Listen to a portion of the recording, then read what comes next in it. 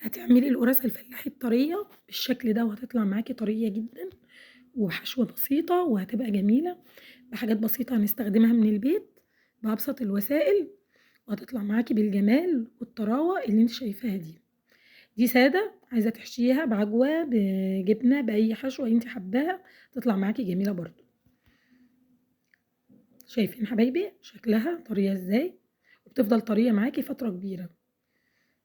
أنا قاطعاها وهي سخنة وبالشكل ده، جميلة، جميلة وحاجة أحسن من برّه بكتير، حاجة كده مش هتصرفي فيها كتير وهتبقى جميلة وموفّرة ونضيفة في نفس الوقت. نسمّي الله ونصلّي على سيدنا محمد عليه أفضل الصلاة والسلام ونقول عملنا إيه في القُرَص دي. أنا عندي اللي هو اللبن اللي بيطلع من قطع اللبن أو إن أنا باعمل بيه يعني باطلّع منه زبدة، بيطلع معايا حوالي كوباية، وأنا معايا كوباية من المَيّة الدافية ومعايا كيس من الدقيق أي دقيق بس متعدد الاستخدامات، ومعايا بيكنج باودر ومعايا كيس خميرة. هابدأ أقول لِك هاعمل إيه، والفانيليا عشان تطلع ريحتها حلوة معايا، ونُص كوباية زيت. دي مش القرص المبسوسة، دي القرص الطرية.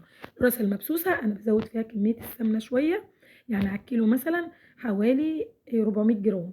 أنا دلوقتي حاطة نُص كوباية أو أقل من نُص كوباية. هابدأ كده معاكم هنعجن العجينة وأقول لِك هاعمل فيها إيه، وتطلع معايا بالشكل المهم. أول حاجة إن أنا عايزة العجينة معايا طرية ويابسة في إيدي، بتكون بتلزق بسيط، ما تكونش برضه ناشفة، عشان تطلع معايا القرص حلوة وطرية.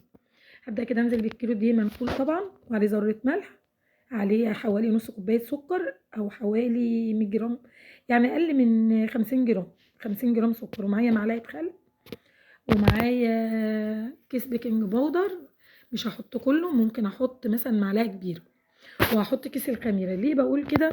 لإن عايزة القرص معايا تبقى إيه، طرية، فلازم أزوّد الحاجات اللي هي الرافعة.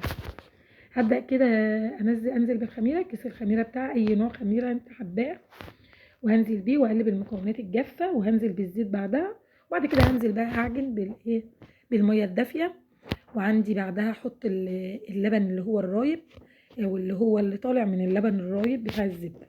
ليه أنا عملت بيه؟ لإن كان في بقايا زبدة فيطلع معايا حلو. بدأت نزلت بيه كده ونزلت بالمَيّة الدافية تدريجيًا. هانزل أنا حوالي خدت كوباية اللبن دي وكوباية ونُص من المَيّة الدافية أو كوبايتين إلا ربع كده، حسب الدقيق اللي أنتِ بتستخدميه بياخد قد إيه. بدأت عجنت كده بالشكل ده، أعجن لحد ما تبقى معايا يعني تبقى طرية ما تبقاش ناشفة، وفي نفس الوقت إيه، اديتها حقها في العجين.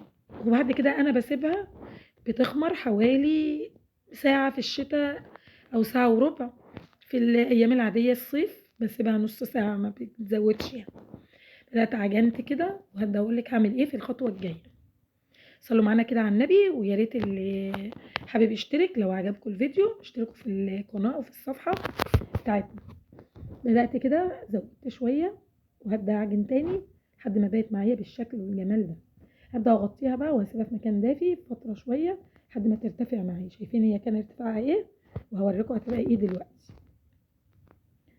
بدأت كده هابدأ أشتغل فيها بعد الساعة، ساعة وربع كده، طلعت بالشكل والقوام ده.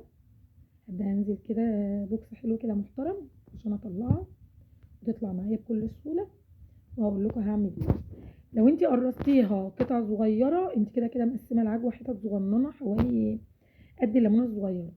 هابدأ إن أنا أقرص على قدّها، أو إن أنا هاخد أول بأول وهاسيبها تخمر، حسب ما أنتِ حابة عشان ما تاخديش وقت. هابدأ كده هاخد وأقرّص، ومعايا الصينية مدهونة زيت، معايا حوالي 3 صواني مدهونين من الزيت. هي عملت معايا كمية كويسة جدًا، حابة تحشي منها، حابة تعمليه سادة، هتطلع معاكِ جميلة جدًا. هابدأ كده بالحشو الجميل ده، أحطها بالعجوة.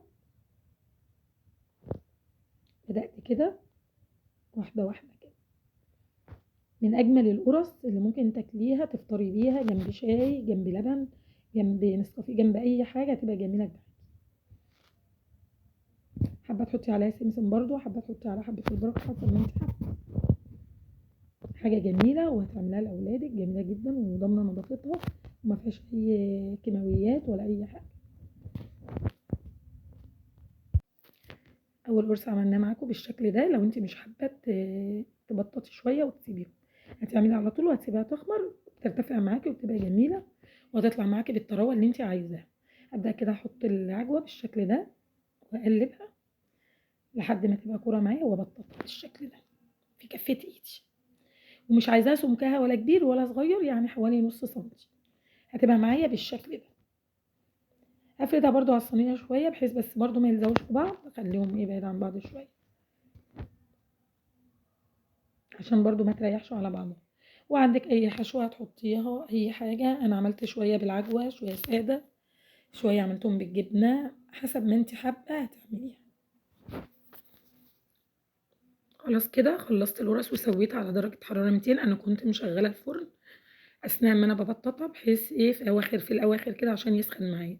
تاخد لون من فوق ومن تحت. لو حابه ان انت تخليها طريه زياده عن اللزوم ممكن تديها لون من تحت، مجرد ان تاخده شغال عليها شويه صغيره خالص، قيمه 3 دقايق 4 دقايق هتطلع معاكي بالجمال ده. عملت كميه معايا محترمه كتير ما شاء الله، غير اللي لسه في الفرن انا ما صورتوش، اللي بالجبنه وكله ما شاء الله كيلو بيعمل معاكي كميه كبيره محترمه تقعد معاكي فتره. شايفين طراوتها، شايفين لونها، حاجه جميله جدا. وبالهنا والشفا على قلوبكم. واللي حابب يستفسر او حابب حاجه اعملها له يبعت لي على القناه ويبعت لي في التعليقات وانا اعملها. حاجات بسيطه جدا بنعملها من بيتنا وبتوفر علينا جدا جدا وسهله وبسيطه. اشوفكم على خير حبايبي، فيديو جاي ان شاء الله.